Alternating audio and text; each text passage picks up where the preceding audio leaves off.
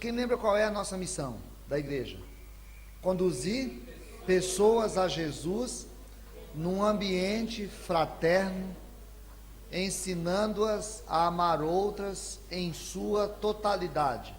Veja o que tinha: a visão de evangelismo, conduzir pessoas a Jesus; a visão de comunhão, que é o ambiente fraterno; a visão de discipulado, que é ensinar essas pessoas a amar, que é a grande tônica do Evangelho do Reino, os outros em sua totalidade. Quando a gente trabalhou essa visão há alguns anos atrás, dentro dessa visão estava embutido tudo isso, assim: a preocupação de evangelização, a preocupação de comunhão, a preocupação de discipulado e a preocupação de testemunho do reino.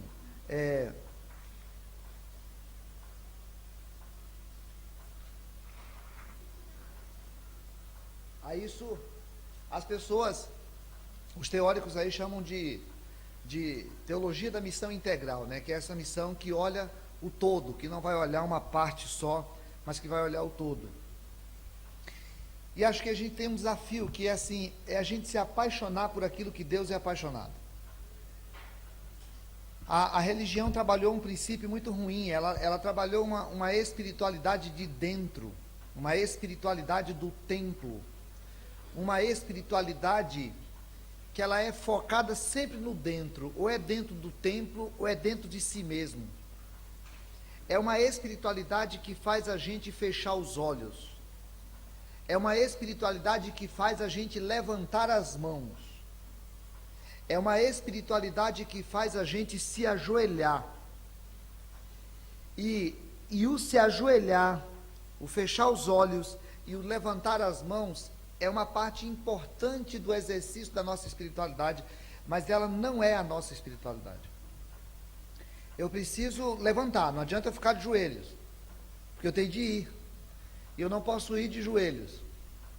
Eu tenho que abrir os olhos. Eu não vou ficar orando de olho fechado, adorando a Deus nesse evangelho da década de 90 para cá, que é assim: eu fecho os olhos e falo com Deus, e eu sou cada vez mais espiritual. Isso é uma espiritualidade profundamente limitada.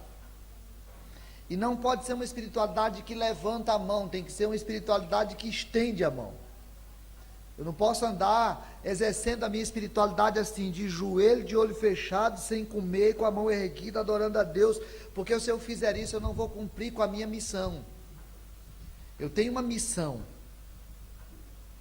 E essa missão precisa ser compreendida a partir da visão de Deus. Então, assim, eu claramente me encanto com a espiritualidade mais carismática, essa espiritualidade mais do sentir Deus, mas me irrita profundamente essa espiritualidade que só sente Deus, mas não partilha Deus, e não partilha dentro dessa perspectiva que o Moreira leu aqui em Isaías capítulo 58, que é um exercício de espiritualidade que faz com que eu ore, eu jejue, porque eu quero que Deus me ajude.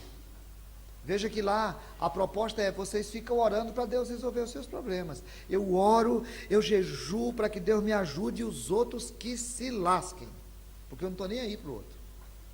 Ela é uma espiritualidade tacanha, ela é uma espiritualidade monástica, ela é uma espiritualidade do deserto, ela não é uma espiritualidade da cidade. E de novo, não é errado ajoelhar, jejuar, fechar os olhos e erguer as mãos para os céus. Mas é errado uma espiritualidade que faz eu fazer isso e não fazer aquilo. Eu tenho que fazer isso e aquilo. Estou, porém, numa outra preocupação. Já antes de começar o retiro, eu já estava um pouquinho com essa preocupação. Nós não estamos falando de ação social. Nós estamos falando de missão integral. Nós estamos falando de ação social é um detalhe. Nós estamos falando de a gente recuperar na nossa perspectiva a missão de Adão. O Adão estava na terra para poder fazer tudo o que Deus queria que ele fizesse para a glória de Deus, e é só isso que Deus quer de nós. Que nós façamos tudo o que Ele quer que seja feito para a glória dEle. Por isso, quando o Tiago vai falar de cuidar das viúvas e dos órfãos, ele está falando de justiça social, da classe que era mais abandonada naquele período, que era aquela casa onde não tinha mais o marido, ou não tinha mais os pais, de aqueles meninos que não tinham pais, eram largados por ali, e a sociedade desprezava, e Deus fala assim, cara, no Velho Testamento todo ele fala, você tem que cuidar do órfão, você tem que cuidar da viúva, você tem que cuidar do estrangeiro, você tem de cuidar, e você não pode praticar injustiça. Então, a visão de Deus, ela não é uma visão com relação a um aspecto do homem, senão nós vamos ficar também numa certa angústia de assim, eu tenho que falar de Jesus e tenho que dar comida. Aí o Ed René fez uma figura muito legal com relação a isso. Ele dizia assim, antigamente a gente falava assim, nós temos de dar o peixe, porque o cara está passando fome. Essa foi uma grande descoberta. A igreja percebeu, nós temos de dar o peixe, o cara não pode passar fome. Aí depois de um tempo, a igreja continuou discutindo, e aí quando alguém fala uma coisa, um outro sempre fala alguma coisa a mais, ele fala, não, nós temos de ensinar a pescar. E aí um monte de gente falou isso, teve uma época que falava-se isso muito assim, as pessoas muito inteligentes falavam, não basta dar o peixe, a gente tem que ensinar a pescar. Aí depois de um tempo vieram outros que foram questionando também e falaram, não, nós temos de ensinar a pescar, mas nós temos de dar a vara, porque se a gente fala para o cara, olha, você vai pescar, mas não dá a vara, não adianta nada. Então não é só para dar o peixe, é para ensinar a pescar, mas a gente tem que criar as condições para que essa pessoa pesque. Aí depois, agora por último, está vindo o pessoal que já aprendeu com aqueles e está falando uma outra coisa, mas a gente tem que lutar pelo direito da pessoa de estar no rio. Porque se eu ficar na igreja falando assim, olha, eu não vou dar o peixe para você, mas eu vou te ensinar a pescar, eu vou te dar uma aula aqui, pesca. Aí o cara fala assim, poxa, muito legal. Aí eu falo assim, então agora eu vou te dar a vara para você pescar. Ele fala, muito legal. E aí ele sai da igreja e o rio foi privatizado. Essa geração aqui ainda vai ver rios privatizados, onde as pessoas vão pagar para chegar nele. Vocês vão ver, talvez eu não, mas muitos de vocês vão ver. A água vai ser privatizada. Empresas vão vender a água dos rios. Porque o mundo vai ter uma grande guerra por causa d'água. A grande luta vai ser por causa d'água. E alguém vai... Porque o mundo, ele é o mundo da desarmonia. Amaldiçoado foi toda a terra. E o efeito disso é um mundo onde a pessoa explora o outro e onde a pessoa procura um jeito de ganhar do outro. E a proposta do Evangelho é fazer a harmonia no meio da desarmonia. A proposta do reino de Deus é estabelecer um princípio da justiça no mundo da injustiça. A proposta do reino de Deus é estabelecer um princípio de paz num mundo em que a paz só existe se ela for interessante para alguns, porque quem determina se tem paz ou não, não é a grande maioria, é a minoria dos que mandam. E o reino de Deus está aqui, não é apenas para dar o peixe, é também para poder ensinar a pessoa a pescar. E mais do que isso, é para ajudar a pessoa a ter condições para pescar. E mais do que isso, é ajudar a pessoa a ter direito de pescar.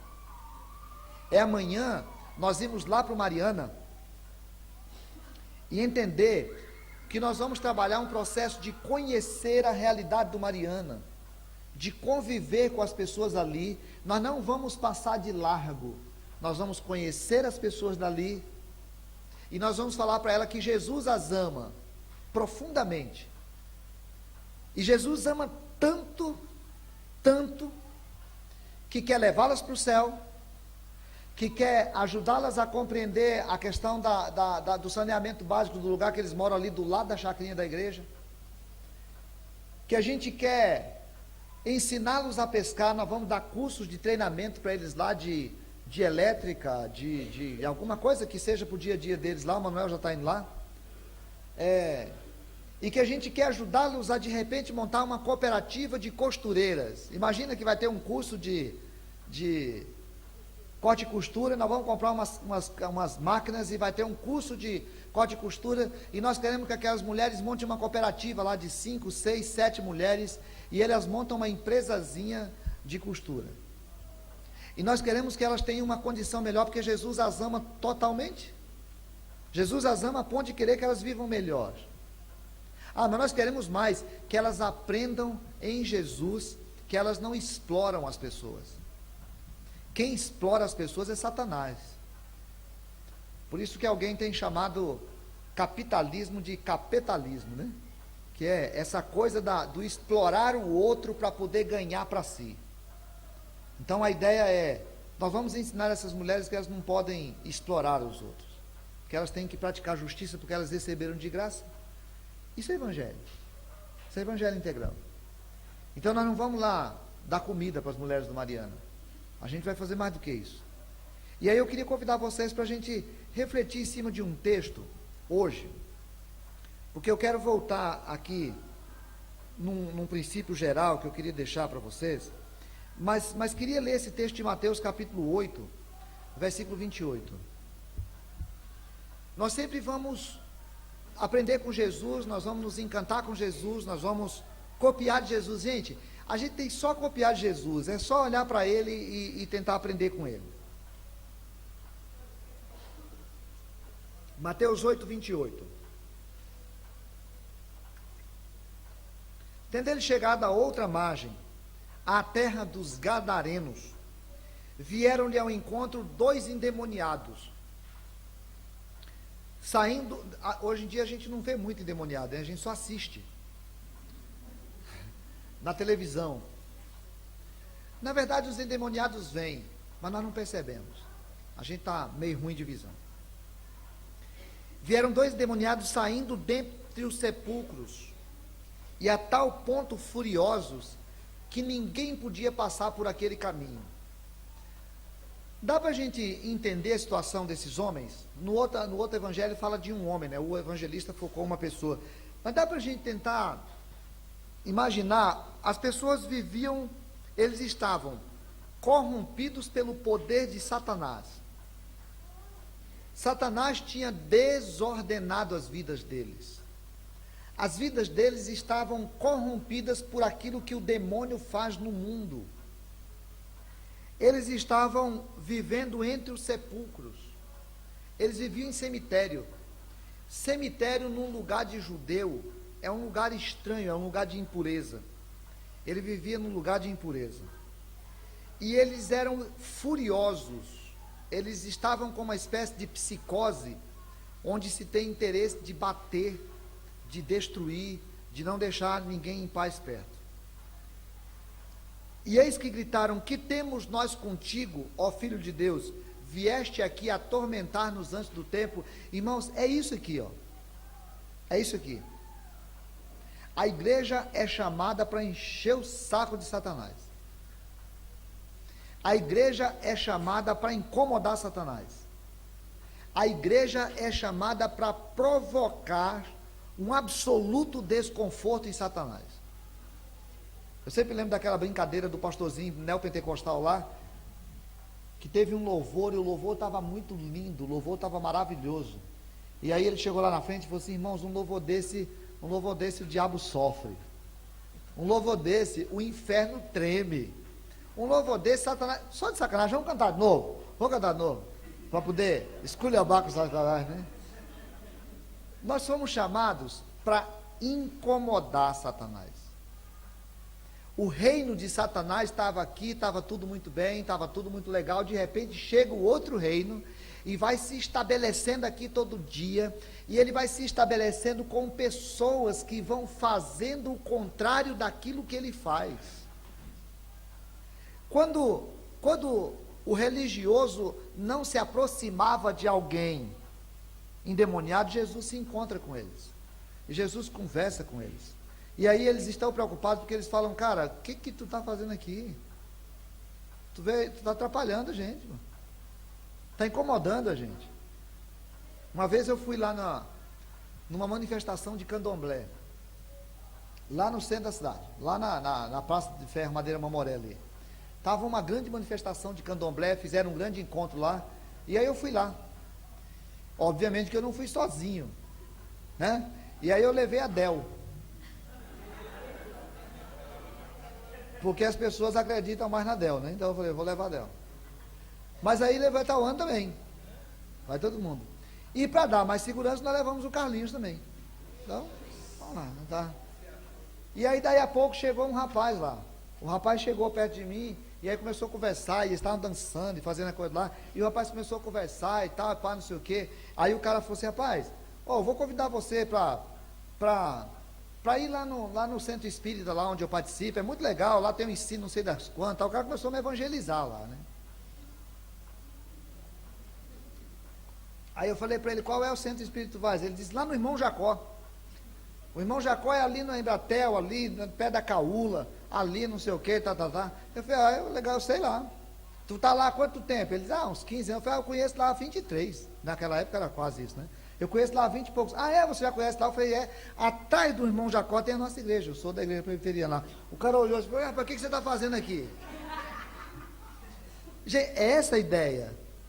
A ideia é que a gente esteja num lugar e as coisas estão caminhando tudo de um jeito, e os agentes do reino começam a fazer diferente, e eles começam a incomodar. Está tudo indo para cá, e aí o agente do reino começa a fazer para cá. Ele fala assim, assim, assim, assado. Porque ele faz diferente.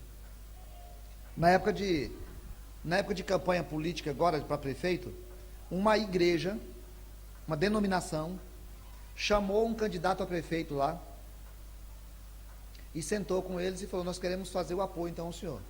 Ele disse: beleza, muito bom, eu vou contar muito com a ajuda de vocês. E aí ele falou: então tá bom, então nós vamos fazer isso, nós vamos contactar todo mundo, nós vamos reunir assim, assim, assim, assim. E o candidato falou: beleza. Aí ele disse assim: mas a gente precisa ter uma estrutura para poder fazer isso. E aí o candidato disse: que estrutura? 700 mil reais. Então a igreja pediu 700 mil reais para poder apoiar o candidato. E aí o candidato se levantou e falou assim: cara, eu não sei fazer assim, eu não tenho nem condição de fazer assim. Não, mas a gente precisa, eu sei, mas nós não temos nem condição de fazer assim.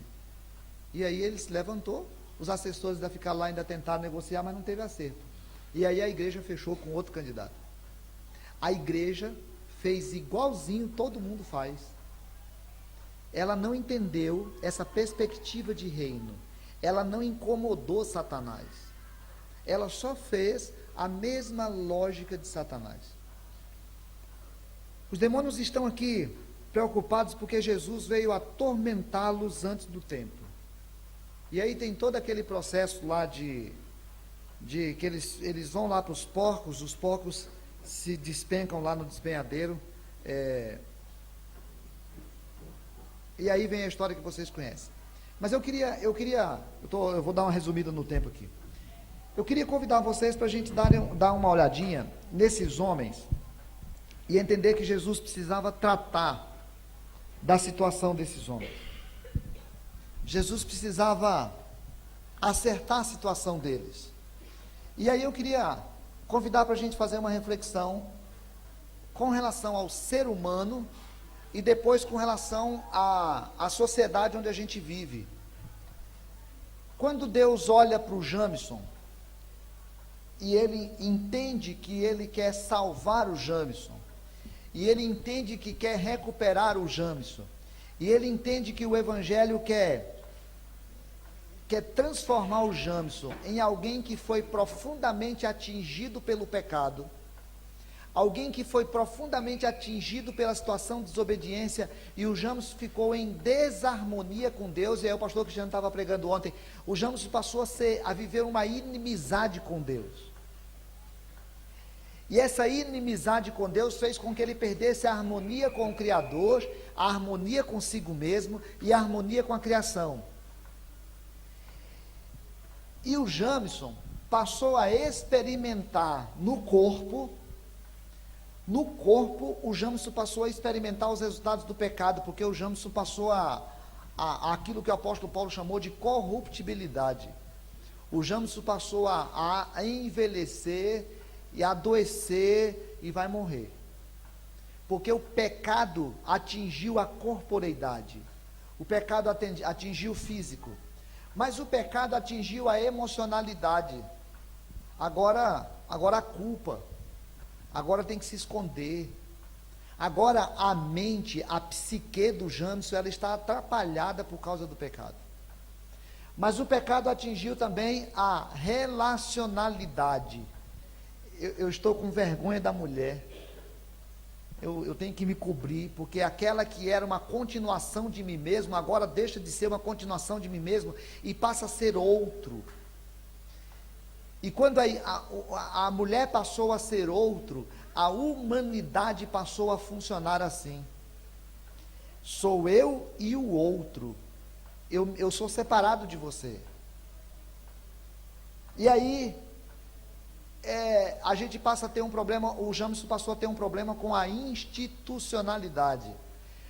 O Jamison estava no paraíso, o paraíso era um lugar que Deus criou para ele. O Jamison precisava se relacionar com aquele espaço como sendo o espaço em que ele atuava, e agora o Senhor o expulsou de lá, e ele é colocado para fora de lá. E o Jamison passa a ter um problema com a espacialidade. O conceito dele de ambiente mudou. Quando Deus disse para ele que era para ele dominar a terra, não disse para ele que era para ele esculhambar a terra, não disse para ele que era para ele destruir a terra para poder sobreviver. Obviamente que quando a gente está falando do Jamison, nós estamos falando da humanidade. A gente está falando da humanidade. Então, o Evangelho do Reino, ele vai restaurar essa consciência dentro de nós, e nós começamos a vivenciar aqui aquilo que é para a gente vivenciar no paraíso depois. Então, o Evangelho chega na vida do Jamison para mudar todos esses aspectos do Jamison. O Evangelho vem na vida dele para transformá-lo de novo em amigo, para transformá-lo de novo em parceiro, para transformá-lo de novo em administrador, para transformá-lo de novo em mordomo da terra. Então, o Evangelho que nós vamos pregar, irmãos, o Evangelho que nós temos de pregar, ele precisa alcançar todas essas dimensões. Quando a gente for pensar igreja, quando a gente for pensar programação de igreja, quando a gente for pensar família, quando a gente for pensar programação de família, quando a gente for pensar o sonho para a família no futuro, todos esses aspectos precisam ser promovidos. Porque é a promoção desse aspecto que vai fazer a gente pregar um evangelho integral. Porque senão nós vamos pegar um evangelho parcial.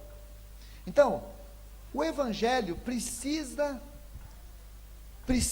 alcançar o corpo das pessoas.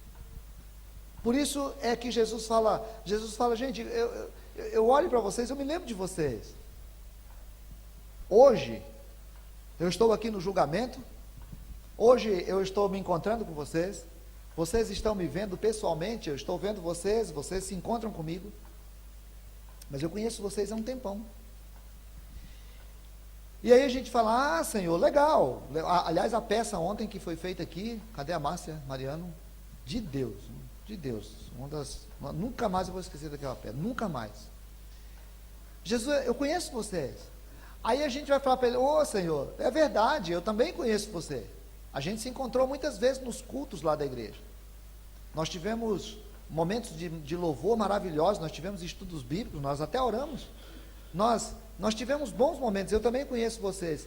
Aí Jesus fala: aonde? Aí a gente fala: lá no templo, lá na oração do quarto. Jesus falou: não foi aí que você me encontrou, não. Você me encontrou no dia que você deu comida para aquele miserável que não tinha comida. Naquele dia eu estendi a mão para você e falei: muito obrigado.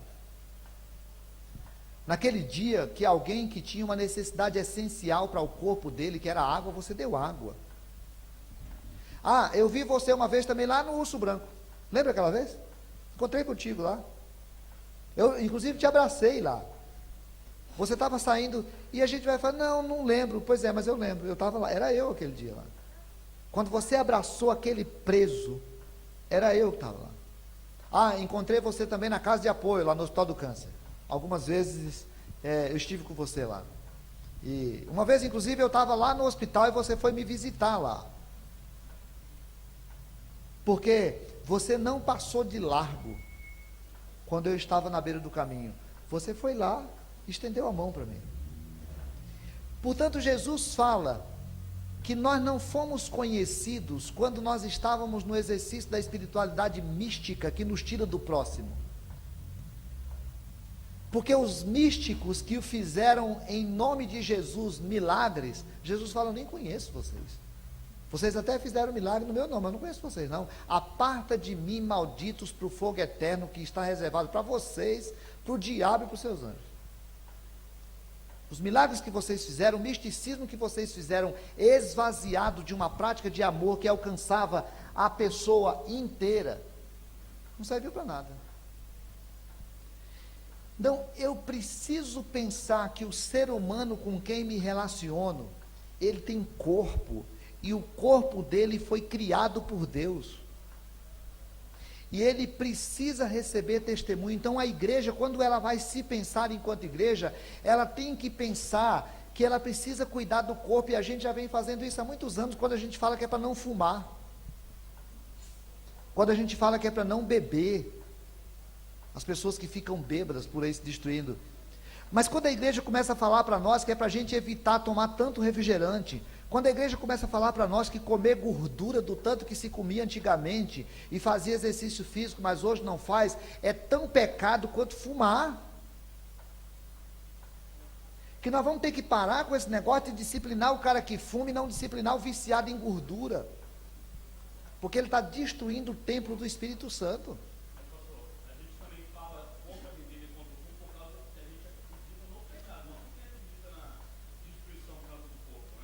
Não. Quando começou a história do cigarro, era porque o cigarro faz mal para o corpo, que era um vício. Só que era o vício que tinha da época. Então, assim, eu acredito que a minha, eu particularmente, eu acredito que muita gente comigo vê mais essa questão de não cigarro, mais por causa do pecado. Pelo menos assim. Não, pode ser, não sei. Não. É isso que eu estou falando. Entendi. Assim, Entendi. o pessoal fala isso, mas às vezes eles estão proibindo mesmo, é porque não, é pecado. Perfeito. Está fazendo mal para o povo, é pecado. Ok. Então veja, o Aquilino está. Ah, tá lá? Nossa. Quando eu crescer, eu vou ficar desse jeito, cara. Tem gerência na coisa ali.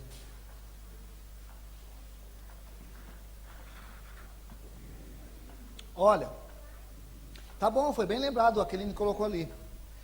Eu posso, inclusive, tratar isso só pelo pecado em si, não compreender que é porque aquilo está destruindo o meu organismo. Olha, qualquer coisa que faz mal, qualquer coisa que maltrata, qualquer coisa que atrapalha o meu corpo, aquilo passa a ser pecaminoso, porque o meu corpo é templo do Espírito Santo. Eu tenho que amar o meu corpo, e eu tenho que ajudar as pessoas que foram atingidas no seu corpo pelas consequências do pecado, porque Deus ama aquela pessoa toda. Eu tenho que cuidar dessa questão da mente, da emoção, da psique. Por isso a Bíblia vai falar assim: finalmente tudo aquilo que é puro, tudo aquilo que é agradável, tudo aquilo que tem virtude, tudo aquilo que, se tem alguma boa fama, se alguma virtude há, seja isso que ocupe a vossa mente. Porque o Senhor me ama e ama a minha emoção também, e a minha emoção tem que estar cativa do Espírito Santo. Mas eu tenho que me relacionar com pessoas. O Evangelho, ele não quer que eu viva escondido num canto com vergonha do outro. O Evangelho não quer que eu fique num canto olhando o erro do outro, escondido, para poder ver se eu falo alguma coisa do erro do outro. O Evangelho não tem interesse que eu seja uma pessoa julgadora do outro. O Evangelho tem o interesse que eu seja uma pessoa restauradora da espiritualidade do outro, da vida do outro, da situação do outro. Então, eu não sou alguém que saio apedrejando a pessoa, eu sou alguém que saio ajudando a pessoa. Porque eu fui colocado no reino como aquele agente de paz que a gente viu hoje. Então, uma pessoa saudável, uma pessoa alcançada pelo Evangelho do Reino, ela consegue compreender que o papel dela na sociedade é um papel de pacificar. O papel dela na sociedade é um papel de fazer bem. Por isso, ela não é esse agente das más notícias. Ela trabalha no reino de Deus para promover relações de paz. Aí a Bíblia fala que o inimigo vem de noite e planta a semente do joio, né? Ele vem de noite. Enquanto um está trabalhando pela paz, ele está trabalhando pela guerra. Mas a lógica do reino é a lógica de promoção de relacionamentos saudáveis. Veja o que o pecado fez com Adão e a Eva. A primeira coisa que ele fez foi romper a relação entre eles. Logo depois na história, o Caim vai matar o Abel. E a vida vai passar o tempo todo nessa angústia de separar. E o Evangelho do Reino, ele vai fazer o movimento contrário do paraíso. Aliás, o movimento contrário da queda. Então, eu preciso compreender que a noção de relacionalidade, ela é parte natural da presença do reino na vida dele. Mas nós temos a institucionalidade, primeiro, nós fazemos parte de um reino, tem uma instituição, o reino de Deus. Eu tenho um rei, existem regras, e eu tenho de cumprir as regras. Essas regras não são eclesiásticas, são regras do reino. Quando a gente olhar os 10 mandamentos, não são regras da igreja, são regras espirituais para a nossa consciência de quem é Deus, e a nossa consciência de quem é Deus começa dizendo assim: não terás outros deuses. Você precisa compreender que só vai viver paz a partir da perspectiva de que você não tem outros deuses, porque eu não aceito dividir minha glória com ninguém. E aí depois ele vai trabalhar cada uma dessas outras coisas. Mas existe um reino, eu faço parte de um reino. Ah, mas eu faço parte também de uma família. Eu tenho uma família, eu tenho mulher e filhas, eu tenho sogra, eu tenho cunhado, eu tenho uma família que precisa ser tratada e vivenciada e experienciada a partir da perspectiva de que nós somos parte do reino. Mas eu tenho uma igreja, eu também faço parte de uma igreja, e a Bíblia trata da igreja como parte da estrutura de reino, e diz que eu devo obediência à igreja, e eu devo submissão aos meus líderes, e eu tenho responsabilidade com a minha comunidade religiosa, porque nós somos religiosos. O Moreira estava falando aqui, todos nós somos religiosos, porque eu faço parte de instituição. Ah, mas eu tenho um país, eu vivo num país, um país que me obriga, um país que bota regra, um país que organiza as coisas. Agora há pouco o Moreira estava orgulhosamente mostrando para nós um cartãozinho no carro dele, mostrando que agora ele tem 60 anos, então ele tem direito de estacionamento, né? Então é só ele botar um papelzinho lá no carro lá, porque existe uma lei que organiza o país e que diz que eu tenho de cumprir com ela, porque se eu não cumprir com ela, o delegado está ali, o policial está ali, e o cabo vai botar para quebrar em cima, porque a gente vive num mundo que tem regra.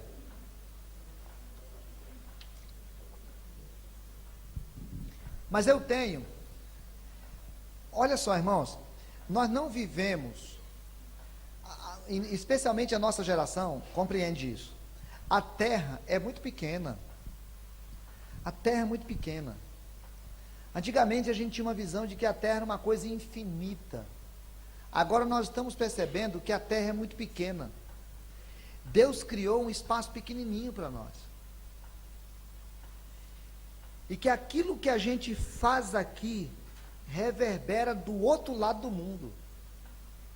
Porque a terra é um organismo. Assim como o ser humano é um organismo, a sociedade é um organismo, o mundo é um organismo. Quando alguma parte dessa estrutura do mundo, ela entra em desarmonia, desarmoniza-se tudo. Por isso, eu preciso ter a compreensão de que quando uma pedra bate no meio de uma bacia d'água, ela leva ondas até a borda. Se uma pedrinha bater no meio de um lago, no Lago Cuniã, de alguma forma vai chegar alguma coisa na borda, ainda que seja invisível aos meus olhos. Quando eu vou ali e pego um copo daquele de plástico, tiro, bebo um pouco d'água, jogo ali, e algumas horas depois eu volto lá e pego outro copo, bebo e jogo ali. Eu tenho de ter a compreensão de que eu estou ajudando no processo de destruição desse todo. Mas não é uma preocupação moralista, não é uma preocupação ecologista, é uma preocupação ecológica, no sentido de que eco é casa, é a lógica de que eu tenho que organizar a minha casa, porque estou aqui nessa terra colocado por Deus com uma função, não a função de destruí-la, mas a função de administrá-la. Então, eu preciso ter a percepção de que enquanto agente do reino, nessa terra criada por Deus, eu tenho uma responsabilidade de agente de construção e não agente de destruição. Ixi.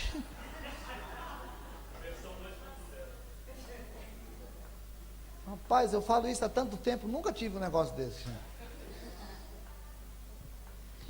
Eu preciso ter a percepção, irmãos, de que o meu estar na terra é um estar de Deus, porque Deus ama a terra que criou, e porque Deus já começou o processo de restauração, porque o reino já começou.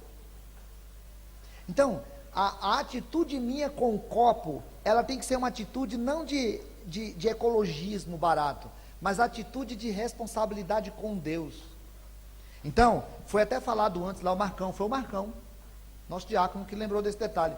Se a gente tivesse trazido um copinho nosso, se cada um tivesse uma espécie de copinho, de garrafinha, de alguma coisa que a gente compra de manhã, uma garrafa d'água e põe um nome num canto, e a gente deixasse isso num canto por aí, nós teríamos menos copo. Eu sei que a gente pode falar assim, mas esse copo aí é uma pedrinha no meio do mar. Mas o que vale não é apenas o efeito fora, mas é o efeito dentro. Que é a minha consciência da goteirinha que fica na torneira da instituição que eu trabalho pingando. Que ainda que eu não consiga transformar o fora, mas eu tenho que transformar o dentro, porque eu sou agente do reino. Mas nós estamos falando do copinho em relação ao acúmulo de lixo que tem hoje em alguns oceanos, né? Com grandes ilhas de lixos, com lixos que estão matando muito dos bichos. Mas nós estamos falando de como é que a gente dirige no trânsito, que é a minha noção de espaço. Eu sou agente do reino no trânsito de Porto Velho. O trânsito de Porto Velho não é pior porque existe nós. Porque quando nós dirigimos, nós não dirigimos apenas como motoristas, nós dirigimos como motoristas do reino. Porque a gente trata as outras pessoas como alvos do nosso testemunho. Porque a gente quer que as pessoas vejam a luz que brilha em nós. Aí a luz que brilha em nós não é um papel escrito lá atrás assim, propriedade de Jesus. A luz que brilha em nós é uma pessoa que dirige de um modo tão diferente que as pessoas começam a ver sinais do reino. E aí, quando cada aspecto desse em nós, ele começa a entrar num processo de harmonia, aí nós entendemos esse princípio do meio que é a nossa espiritualidade. Tudo isso é resultado da nossa espiritualidade, é resultado da nossa relação com Deus. A nossa relação com Deus modificou-se, ou ela foi modificada. Agora nós temos paz com Deus, nós somos justificados. Eu tomei consciência de que em Adão virei as costas para Deus e fui Deus de mim mesmo e dirigi minha vida do jeito que queria. Mas agora em Cristo, eu fui reconciliado. E eu estou de volta para a presença de Deus. E porque estou de volta para a presença de Deus, todos esses aspectos da minha existência vão sendo transformados, porque o Evangelho, ele transforma o todo e não transforma apenas a espiritualidade. O Evangelho muda o todo. Então, quando eu parar, ao sair daqui, e eu pensar naquele gadareno, e pensar que Jesus restaurou toda a história do gadareno, quando eu sair daqui e pensar que Jesus me encontrou e me restaurou todo, e começou uma boa obra, que não terminou ainda, por isso de vez em quando eu peco em alguma coisa daquela ali, e entristeço profundamente o coração de Deus, e aí o escritor dos Hebreus diz que é como se eu sacrificasse Jesus de novo, porque parece que eu estou fazendo de novo alguma coisa que não era para fazer, eu já sei.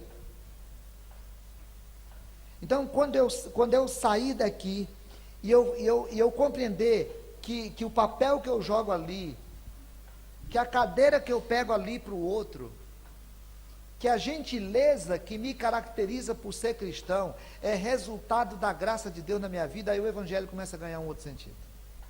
Aí não é o moralismo que me diz apenas não fuma, é a consciência de corpo que me diz isso é templo do Espírito Santo. E aí a minha vida começa a ganhar um novo sentido. Aí tudo que eu for olhar, eu vou aprender a olhar com a mente de Cristo, diz o apóstolo Paulo. Então, quando o professor que estiver lá na escola dando aula, e ele compreende que ele é um sacerdote de Deus, e que ele está ali como agente do reino, e que ele vai ensinar aquelas crianças, algumas delas totalmente corrompidas pelos efeitos do pecado, mas aquele professor vai ali dar aula da melhor maneira possível, porque ele tem consciência que ele é um agente do reino, que ele é um professor de faculdade que não fica enrolando o tempo com o aluno, faltando no trabalho, dando calo nos outros. Aquele funcionário que vai lá para o trabalho e ele entende que o apóstolo Paulo vai trabalhar isso lá em Efésios, ele entende que ele está ali como um agente do reino e que ele tem que ser melhor funcionário do que todo mundo. É agente do reino. Ontem eu vi a velhinha do Viana saindo dali. Cara ruim. Por que a pessoa não dá descarga?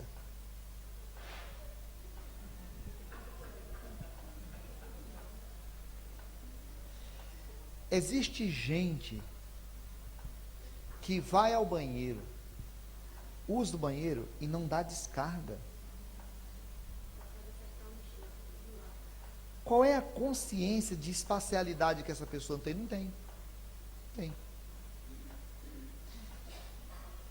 Sabe a pessoa que não tem responsabilidade com o horário, a pessoa que não tem responsabilidade com respeito ao outro, a pessoa que não tem responsabilidade que ele tem que ajudar a limpar o banheiro, que ele tem que juntar a limpar a panela, que ele tem que ajudar a cuidar do menino que foi para lá, essa pessoa ainda não compreendeu que evangelho não é evangelho da alma, é evangelho do todo.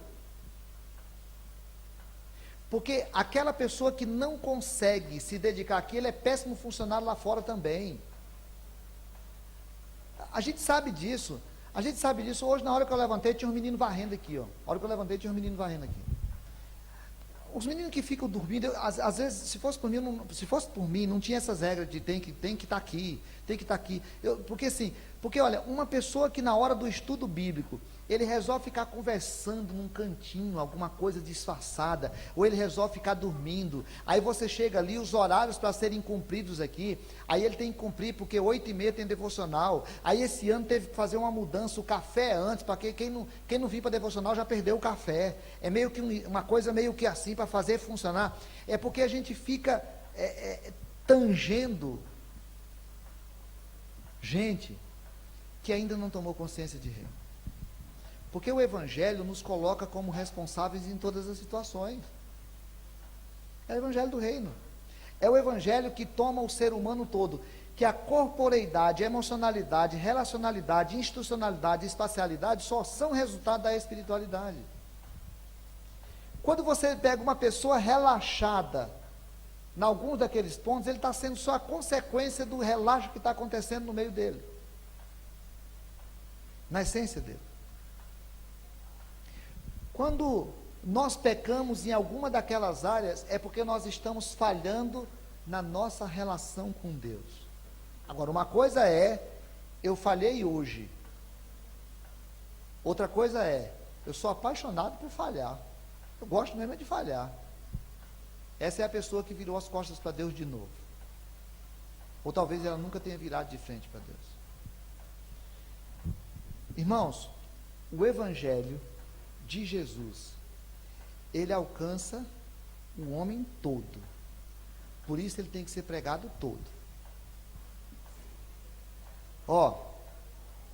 Nós tivemos uma briguinha na história da igreja. Aquele povo do evangelho social. A gente tem que só fazer boa obra e ajudar o pobre. E a gente não tem que tratar da nossa espiritualidade, da nossa vida com Deus, da salvação da nossa alma, da santidade, da oração. Isso é politiquice religiosa. Mas esse povo do templo, da oração, do jejum, da espiritualidade que desencarna-se lá fora, ela é misticismo barato. Isso é hinduísmo. Isso é monasticismo da Idade Média. O Evangelho de Jesus alcançou você todo. E ele precisa ser pregado todo. As programações da igreja têm que envolver o tudo. E a gente tem o desafio de sair daqui. E aí eu vou, assim, com a alma muito tranquila, com relação a um fato, de que a gente tentou trabalhar isso na nossa mente. Apesar de vir trabalhando isso de várias maneiras ao longo dos anos, a preocupação dessa chácara como um lugar de lazer, um lazer que é necessário, a preocupação do campo de futebol onde já teve brigas e não sei o quê, e graças a Deus nos últimos anos a coisa foi entendendo que espiritualidade também é relacionalidade. A preocupação que a gente faça a festa do milho porque nós estamos inseridos numa cultura. A preocupação que a gente vá ajudar a evangelizar lá na África ou ajudar a comissionar lá nos indígenas. A preocupação que a gente tem com relação à célula para a gente poder trabalhar evangelização e comunhão. A preocupação que a gente tem com o culto à noite para que tenha louvor, para que as pessoas ergam as mãos e fechem os olhos. A preocupação que a gente depois baixa a mão, abre os olhos e saia de lá porque a gente tem uma Mariana para construir. É porque a gente quer compreender o todo do Evangelho. E eu sei disso, que um dia eu vou sair da igreja. Mas eu espero que essa consciência que não fui eu que criei, que tem gente estudando isso há muitos anos. E Isaías já falava isso lá no século VI, VII a.C., de Cristo, e Tiago já falava isso lá no primeiro século, Moreira leu aqui de manhã. E a igreja vem falando isso ao longo dos séculos, e de vez em quando ela dá uma relaxada, e de vez em quando ela volta, e de vez em quando e aí de 74 para cá a gente deu uma organizada nisso. É uma consciência daquilo que é o Evangelho de Deus. Porque o Evangelho restaurou o Jânio todo, e está restaurando, porque o Senhor vai completar a boa obra que começou nele.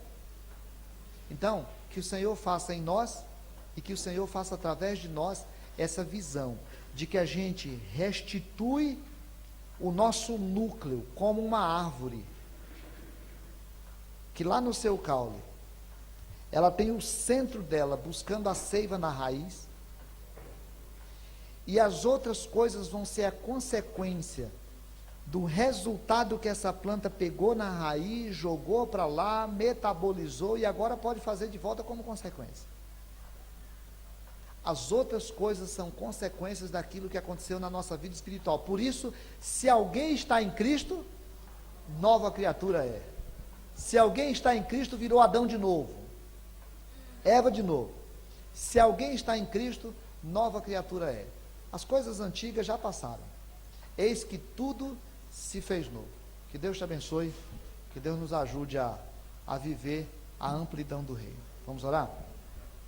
Ô Pai, parece tão simples, mas tão grande. E é bom pensar o reino em nós. E é bom pensar que o reino chegou individualmente. Cada um aqui pode parar agora e dizer: Senhor, muito obrigado, porque o Senhor resolveu revelar isso a mim, pequenino, pequenina do Senhor. Muito obrigado, Senhor, pelo privilégio. Mas, Senhor, nós nos juntamos nessa manhã para dizer que venha o teu reino, e que a tua vontade seja feita na nossa vida como é feita aí no céu. O Senhor sabe quantas coisas do anti-reino que militam dentro de nós. E a gente te louva porque o teu Espírito continua nos trabalhando, e continua nos chamando de volta, e de vez em quando a tua palavra vem e nos poda, para que a gente dê fruto, e dê mais fruto ainda. Pai, toma essa geração, toma essa comunidade, toma a nossa vida diante do teu altar, Pai, e ajuda-nos a entender a necessidade que a gente tem da comunhão, da santificação, da oração, das mãos erguidas, dos joelhos abaixados, que a gente tome a consciência da humilhação, da adoração diante do teu altar, e que o Senhor nos levante para sair desse estado, para sair desse lugar, para sair desse espaço, para ir lá fora e ser um agente de transformação, um agente de testemunho de que o teu reino chegou. Pai, abençoa o teu filho, abençoa a tua filha. Pai, abençoa essa geração aqui, uma geração de novos profissionais, que eles possam sair com a consciência mais ampliada de que eles exercem um sacerdócio lá fora, e que nós vamos fazer melhor. Nós não vamos fazer mais, mas nós vamos fazer melhor do que os que não te conhecem, porque nós temos consciência que somos agentes do reino para perturbar a mente de Satanás. Deus, ajuda-nos nisso, que essa vitória comece dentro de nós, hoje, em nome de Jesus. Amém, Pai.